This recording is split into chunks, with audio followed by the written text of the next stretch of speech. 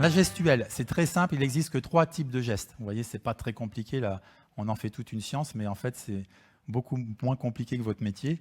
Il y a des gestes emblématiques, les gestes protecteurs et les gestes d'autocontact. On va les détailler. Ce qui est compliqué, ce n'est pas ces 3 gestes, mais c'est de savoir s'il s'agit d'un geste physiologique ou psychologique. Je m'explique, si je me gratte là parce que j'ai été piqué par un moustique cette nuit, en plus c'est vrai, je n'ai aucun intérêt d'analyser ce geste.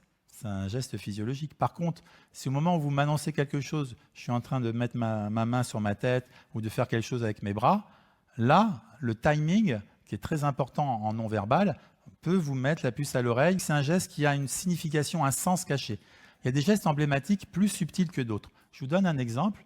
Il y a quelques années en arrière, on avait un Premier ministre que vous allez le reconnaître qui s'appelle Jean Castex. Et Jean Castex passe aux 20 heures.